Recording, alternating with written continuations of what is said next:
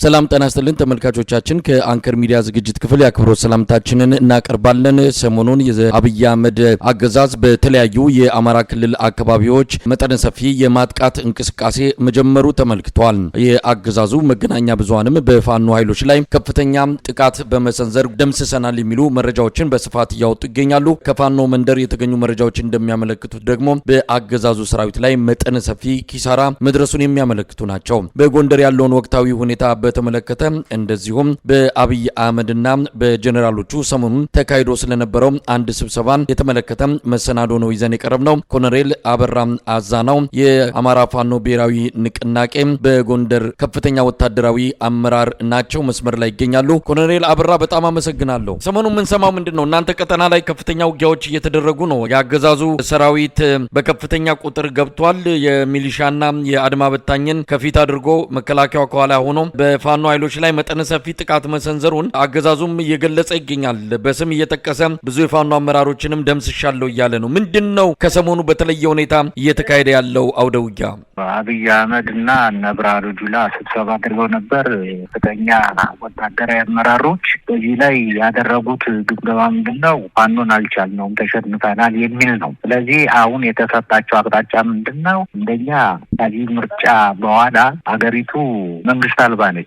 መንግስት አልባ እንዳትሆን የተመረጥነው ህጋዊ እስኪሆን ድረስ የግድ አሁን ማድረግ ያለብን በተናጠል ፋኖን መምታት አለብን የሚል አቅጣጫን ያስቀመጡት። ስለዚህ ከነበረው ሰራዊት ተጨማሪ 80 ሺህ የተመረቀ ምልምል የነበር የተመረቀ ወታደር አማራ ክልል አስገብቷል። ስለዚህ ከነባሩ ጋር አያይዞ ምንድነው ያደረገው? አጠቃላይ እኛ ባለንበት ቀጠና ላይ ከበባ በመስራት በተለያየ አቅጣጫ በመምጣት የሰራዊቱን አመራር ፋኖን ማግዳት ስራ ሰራለሁ ብሎ ይሄን አቅዶ ይሄን ነገር ሰርቷል። ይሄን ሲያደርግ ያው እንደሚታወቀው ምንድነው የ15 ቀን የ1 ወር የ2 ወር እንደዚህ አይነት እቅዶችን ያወጣል። የ3 አመት ሙሉ የዚህ ሁኔታ ነው ያለው። አሁን እስከ ሰኔ 30 ድረስ ይሄን አደርጋለሁ ብሎ ትዕዛዝ ወስደው ይሄን እንቅስቃሴ ልክ እንደጀመሩ እኛ ደግሞ የራሳችን ሂሳብ ሰርተን ወይንም ጥሩ ወታደራዊ ስትራቴጂያችን ነድፈን የጠበቅን አሁን በቀደም ዕለት የተደረገው ስብሰባ አድርገን የጎንደርን አንድነት እናበስራለን ብለው የተንቀሳቀሱ ወንድሞቻችን የአመራሮች ከኛ ጋር ተገናኝተን ስለዚህ ጉዞ ወደ ደንቢያ ሩቢት የሚባል አካባቢ ልክ እንደገባን በተለያየ አቅጣጫ 4 አቅጣጫ ከፍተኛ ኃይል ያለው ሰራዊት ነው ያሰልፎ እኛን ለመክበብ የመጣ። ስለዚህ እኛ ምንድን ያደረግን እየተከላከልን ስልታዊ ማጥቃት እያደረገ የግናው የፋኖ ሰራዊት ጠላት ላይ ከፍተኛ የሆነ ድል አስመዝግበናል። ቆላ ድባ የሚባል ከተማ አለ። 3 አይሱዙ አስከሬን ሙሉ ነው ይዞ ሄደ። ቁስለኛ ነው ይዞ ወደዛ ድረስ የሄደው። ከዛ አንጠባጥቦ ይዞት የሄደ የወደቀ የተሰዋ በጣም ከፍተኛ ብዛት ያለው የአካባቢ ህብረተሰብ እያነሳ እንዲቀብር የተደረገበት ሁኔታ ነው ያለው። ይሄን ምንድነው ኢንፎርሜሽን ደርሶታል። የተንቀሳቀስነው ከተለያየ ቦታ ላይ ተቋራ ወንድሞች ጋር ተገናኝተን ይሄን ነገር የጎንደርን አንድነት ቁጭ ብለን ተነጋግረን በጠረጴዛ ዙሪያ ችግራችን ፈተን ጎንደርን አንድ ለማድረግ ይሄን ነገር ስለሚያውቅ፣ ሁለተኛ ጊዜው ሲደርስ የምንናገረው ነገር ይኖራል እንጂ የጎንደርን አንድነት የማይፈልጉ አካላት አሉ። እሱ ጊዜው ሲደርስ ማን እንደሆኑ እንናገራለን። በእነሱ አማካኝነት ኢንፎርሜሽን ደርሶት እኛን ከበባ አድርጎ አመራሮችን አጠቃላይ ለማስቀረት ከፍተኛ የሆነ ዝግጅት አድርጎ ነው የመጣ። በዚህ አማካኝነት ውጊያ ሲደረግ 3 ነገር ይዞ ነው የሚገባው ሰራዊት። አንደኛ ሊሰዋ ይችላል፣ ሁለተኛ ሊቆስል ይችላል፣ ሶስተኛ በጠላት ላይ ከፍተኛ የሆነ ድል ያስመዘግባል። በአመራሮች ላይ ምንም አይነት ጉዳት እንዳይደርስ አድርገው እኛን በሰላም እንድንወጣ ተደርጓል። ይሄ የተደረገው ከንጋቱ 12 ሰዓት እስከ ማታ 12 ሰዓት ነው ውጊያውን ያከናወነ። ስለዚህ በድል የተጎናጸፍንበት ውጊያ ነው የተደረገው። መሬት ላይ ያለው ነገር ሌላ ነው። የብልጽግና አክቲቪስቶች የሚያወሩት እናንትን የሚሉት የተሳሳተ ነው፣ ፕሮፓጋንዳ እንደመሆኑ እናውቃለን። መሬት ላይ ያለው ነገር ግን የኛ ኃይል በሚገባ አድርጎ በወታደራዊ አናገር የመለስንበት ሁኔታ ላይ ያለ ነው። ኮሎኔል አበራ እዚህ ላይ እንግዲህ አብይ አህመድ አገዛዝ ክረምቱ ሙሉ በሙሉ ከመግባቱ በፊት የፋኖ ኃይሎች ከሌሎች ጋርም ተባብረው የጋራ ግንባር ፈጥረው ጥቃት ከመሰንዘራቸው በፊት በተናጠል የተለያዩ ሙከራዎችን በማድረግ ለማዳከም እንቅስቃሴ መጀመሩን በተለያዩ መረጃ ምንጮች አረጋግጠናል። በተለይ ጎንደር ላይ አተኩሯል። ከፍተኛ ገንዘብ ተመድቦ መሀላችሁ ላይ ክፍፍል እንዲፈጠር ለማድረግ በፕሬዝዳንቱ ታየ አጽቀሥላሴ የሚመራ ወይዘሮ ዝናሽ ታያቸው ያሉበት እንደዚሁም እናገኘው ተሻገር እንመላኩ አለበል በዚሁ ዘመቻ ውስጥ ተካተው የጎንደርን ፋኖ ለማዳከም ተልዕኮ ተሰጥቷቸው እየተንቀሳቀሱ ይገኛሉ። አንድም በውጊያ ነው፣ ሁለትም በመደለል ነው። ውጊያው ተጀምሯል። ምናልባት ቀደም ሲል ሶም የገለጹልን የአውደ ውጊያ ውሎች ከዚሁ አገዛዙ ጥቃት መክፈቱ ጋር ተያይዞ የተከሰተ እንደሆነ ነው ማረጋገጥ የተቻለው። እንደው እንዳሰበው እየሆነ ነው ወይ? እናንተስ የመጣባችሁን በግራ በቀኝም በመደለልም በውጊያም በዚህም በዚያም የመጣውን የአገዛዙ አዲስ ግንባሮችን እንዴት ነው የመከታችሁ ያላችሁትስ? በምን ሁኔታ ላይ ነው የሚገኘው? በመጀመሪያ ደረጃ አሁን ብልጽግና የምትለው የተለያየ ባለስልጣናቱን ልኮ በጎንደር በድለላም የተለያየ ነገር ሰጣቸዋለሁ ማለት ነው። በገንዘብ የሚሆን የመስሪያ ቦታ የሚሆን ህንጻም ሰጣለሁ የሚሆን የተለያየ ወዳደሮችን አስገብቷል። ወይም የአብይን ስልጣን እንዲራዘም የሚፈልጉ አካላት በስልጣን ላይ እንዲቆዩ በስልጣን ኮረቻ ላይ መቀመጥ የሚፈልጉ አካላትን የማድረጉን ኢንፎርሜሽኑ አለን። በሁለተኛ ደረጃ ውጊያ የሚያደርገው ስልጣኑን ተቆናጦ እንዲኖር ያለው ፍላጎት ነው። የብልጽግና ወታደር የአብይ ወታደር ነው። አብይ እንዲኖር ለማድረግ ነው። እኛ ደግሞ ይህን ነገር አንፈቅድም ብለን ከወጣን ብዙ ጊዜ ሆኖናል። ትልቁ ስጋቱ ግን የምነግር ነገር ጎንደር አንድ ከሆነ ይህን ስብሰባ እንደምናደርግ የተለያየ ኢንፎርሜሽን ያገኛል። ይህን ስላገኘ ጎንደር አንድ ሆነ ማለት ውጊያው በአንድ ያለቀ ማለት ነው። ጎንደር የስበት ማዕከል ነው። ሁለተኛ ጎንደር ስልጣን ለመስጠትም ከስልጣን ለማውረድም ትልቁ ኃላፊነት የሚወጣ የስበት ማዕከል መሆኑ ይሄ የሚታወቅ ነው። ምሳሌ የምነግርህ ወያኔን ለመጣል የጎንደር ወጣት በሰላማዊ ሰልፍ ጥይት እየተተኮሰበት እየተገደለ አይሆንም ብሎ ኮከብ ያለበትን ባንዲራ እርግፍ አድርጎ ጥሎ ዋናውን የኢትዮጵያን ባንዲራ ይዞ የወጣ አሁንም ይሄን እያውለበለበ የሚገኝ በአማራ ክልል ያለ አጠቃላይ ወጣት ነው። ስለዚህ ይሄ ፍርሃት ስላላቸው ጎንደር አንድ ከሆነ እንወርቃለን የሚል ነገር ስላላቸው ነው። በሚሊተሪ ሁኔታ እንዴት አደረጋቸው የሚል ነገር ሲባል ከፍተኛ ኃይል ማስገባቱ እናውቃለን። በሰው ኃይል ነው፣ በከዘራ እየተመቱ ነው ልጆቹ የሚያስገቧቸው። እኛ ደግሞ ሲመጣ የራሳችን ስራ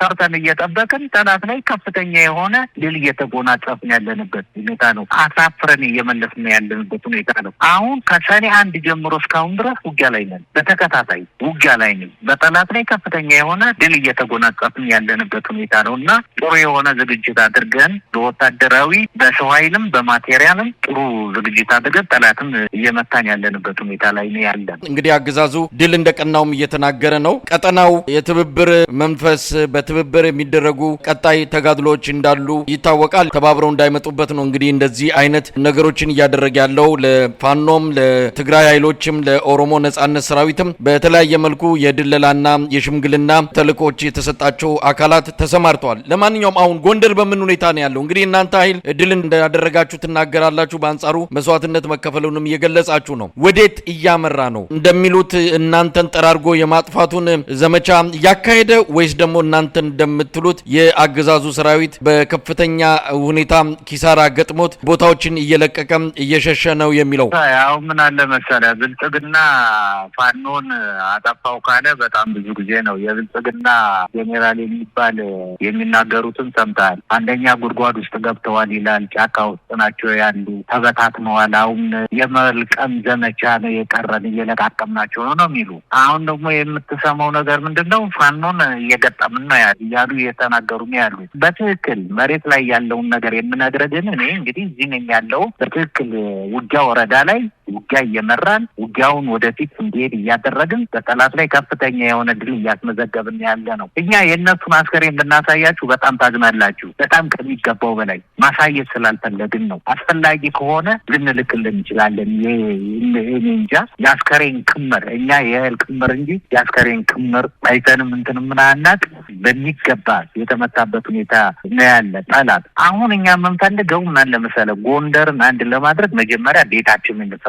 ማገር አለ፣ ምሰሶ አለ። ይሄን ካቆምን በኋላ ነው ሌላውን ነገር የምንሰራው። መጀመሪያ ግን ጎንደርን እናቆም። ጎንደርን ካቆምን በኋላ ሌላዎችን ነገሮች ማከናወን እንችላለን። ያንንም የኛ የራሳችንና የህዝብን ፍላጎት ታሳቢ አድርገን የህዝብ ብዙ ጥያቄ አለ። ያን ጥያቄ የሚመለከተው አካል ለፖለቲከኞች ሰጥተው ፖለቲከኞች እንትን የሚያደርጉት ነው። ኮሎኔል አበራም ለእናንተም መረጃው እንደደረሰ እርሶም እንደዚሁ ባለውት ቀደም ሲል በነበረው የመከላከያ ሰራዊት ኃላፊነት የሰሩ እንደሆነ ይታወቃል። የአገዛዙ ሰራዊት ያለበትን ቁመና የተመለከቱ መረጃዎች እንደሚደርሶት ተስፋ አደርጋለሁ።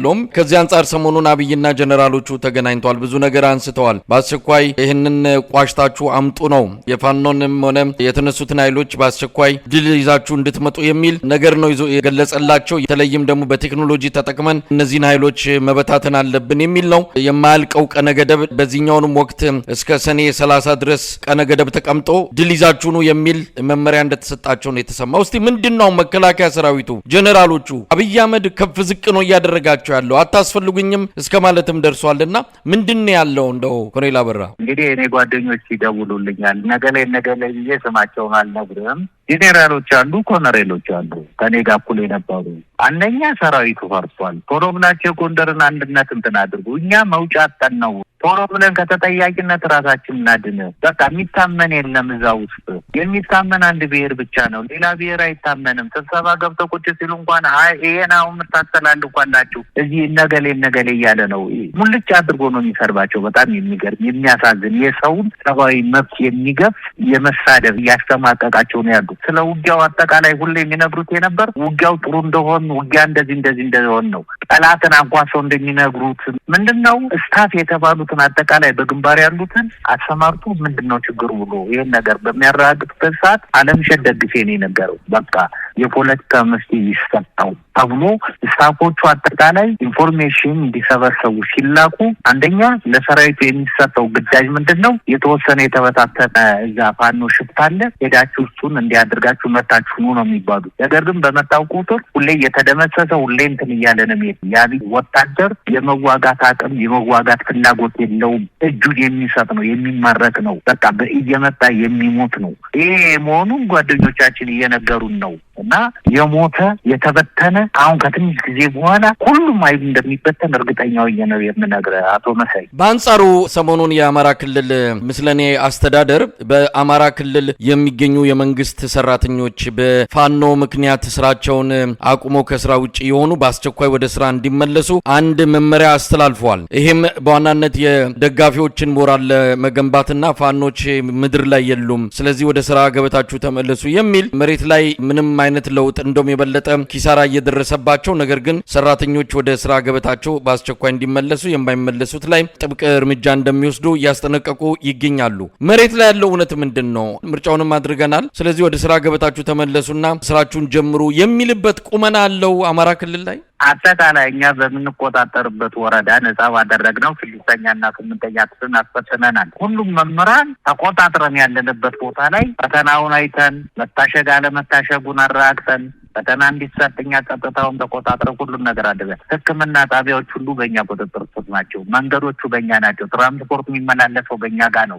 ቴሌዎቹ አጠቃላይ የሚሰሩት ሁሉም መብራት፣ ውሃ የምትለው አጠቃላይ በእኛ ቁጥጥር ስር ነው። በቀላሉ ነገር ከአራ ጀምሮ እስከ ደንቢያ ሮቢት የሚባል ቦታ ደልጊ ብቻ ነው እሱ ያለ፣ ሌላ ቦታ ላይ የለም። ቢያንስ ከመቶ ምናምን ቀበሌዎች አጠቃላይ እኛ ነው የምንቆጣጠሩ፣ እኛ ነው የምናስተዳድረው ሁሉንም ነገር። እሱ እንዲሆነ ማለት ለቅስቀሳ ለፕሮፓጋንዳ ለውጭ ለዲፕሎማት እንዲያደረጉ እንዲህ ያልኩ እንትን ነው። ማንም የሚመለስለት ማነው? እሱ ጋር የሚሰራ ማንም እንትን የሚል ነገር የለም። ሁሉም በእኛ ላይ ደስተኛ ነው። እኛ እኮ ህብረተሰብ ይዘን ነው ውጊያ የምናደርግ። ህዝብ ያበላናል፣ ህዝብ ያጠጣናል፣ ያለብሰናል፣ ህዝብ የተለያየ ነገር ድጋፍ ያደርግልናል። ህዝብን ስላልያዘ ነው ይሄን ያህል ጊዜ ጦርነቱን ማሸነፍ ያቃተው። ከፍተኛ የሆነ ጥላቻ እያደረገ ነው። ህዝብን ስላልያዘ የፈለገ ታምር ቢመጣ ማሸነፍ አይችልም። ህዝብ ከኛ ጋር ነው። ሲቪል ሰርቫንቱ ከኛ ጋር ነው። ወጣቱ ከኛ ጋር ነው። ሽማግሌው ከኛ ጋር ነው፣ አሮጊቱ ወጣቱ ከኛ ጋር ነው፣ ጎልማሳው ሁሉም የምልህ የአማራ ማህበረሰብ እኛ ጋር ስለሆን እሱ እንዲህ የሚለው ለቅስቀሳና ለፕሮፓጋንዳው ነው እንጂ የተሳሳተ ሜሴጅ እያስተላለፈ ነው የምልህ። ኮሎኔል አበራ ምናልባት አሁን ላይ ወሳኝ ጊዜ ላይ እንደደረሳችሁ ይታወቃል። አብይ አህመድም እችን 3 ወር መስከረም ላይ መንግስት እስኪመሰረት ድረስ ነገሮች እሱ በፈለገው መንገድ የማይሄዱ ከሆነ ሁሉ ነገር ይበላሻል በሚል በከፍተኛ ስጋት በከፍተኛ ጭንቀት ሁሉን ነገር በመቆጣጠርና በኃይል በመጠቀም በዚህን ጊዜ ላይ ምንም ክፍተት ሳንፈጥር እችን 3 ወር እንደምንም ተሻግረን መንግስት ማቆም አለብን የሚለው ከፍተኛ ትኩረት የሰጠው ጉዳይ ሆኗል። ለዚህም ከምርጫው በኋላ የምክክር ኮሚሽኑ ላይ የሰራ ያለው ስራ በተለያዩ አካባቢዎች ሰራዊቱን አሰማርቶ በከፍተኛ ሁኔታ ህብረተሰቡን የማዋከብ እርምጃዎችን እየወሰደ ይገኛል። እንደው የመጪዎቹ ጊዜያትን እንዴት የኢትዮጵያ ህዝብ ይጠብቅ? አብይ አህመድ ሰግቷል። ተባብረው ይመጣሉ ብሎ የሚፈራቸውን ኃይሎች በተናጠል በትናቸዋል ብሎ የጀመረው ዘመቻ ምን ያህል ርቀት ይወስደዋል? ምን ያህል ስኬታማ ይሆንለታል? በጊዜ ሂደት የምናየው ነው። ግን ምን ማለት ይቻላል? መጪዎቹን 3 ወራት መጪው 3 ወራት ምን ይሆናል መሰለህ አቶ መሳይ፣ ብልጽግና የሚደመሰስበትና የሚወገድበት ጊዜ ነው የሚሆነው። ይህንንም አሁን ከቅርብ ጊዜ በኋላ ትሰማዋለህ። አሁን ጎንደርን በዚህ ቅርብ ጊዜ ውስጥ አንድ እናደርጋለን፣ እየተሰባሰብን ነው፣ ተሰባስበናልም። አንድ አይነት አቋም ይዘን የአቋም መግለጫ ለእናንተ እንልካለን። ለኢትዮጵያ ህዝብ የምስራቹን የምናበስበት ጊዜ ይሆንና ከዛ በኋላ የአማራ ፋኖ የጎንደርን ፋኖ ትግል እና ወንድነትና የውጊያ ብቃት እውነቴን ነው በሳተላይት ተከታትላችሁ የምታዩት ቢሆን ኖሮ ይህ አይነት ትውልድ አለ ወይ የምትልበት ሁኔታ ነው ያለ። አሁን የፈራው ትክክለኛ ፍርሃቱ ነው። ይሄ ፍርሃቱ ደግሞ የመጨረሻ ግባተ መሬት የሚፈጸምበት ነው። ይሄም በቅርብ ጊዜ የምትመለከቱት፣ የምትሰሙት፣ የምትደሰቱበት ሁኔታ ይፈጠራል የሚል ነው የኛ ሀሳብ። ኮሎኔል አበራ አዛናው እንግዲህ በወቅታዊ የፋኖ ትግል እንደዚሁም በሌሎች ከትግሉ ጋር በተያዙ ጉዳዮች ላይ ትኩረት በማድረግ ለተወሰኑ ደቂቃዎች አብረን የቆየንበት መርሃ ግብር በዚሁ የሚያበቃ ይሆናል። በጣም ነው የማመሰግነው ኮሎኔል አበራ አዛናው። እኔም አመሰግናለሁ አቶ መርሳይ።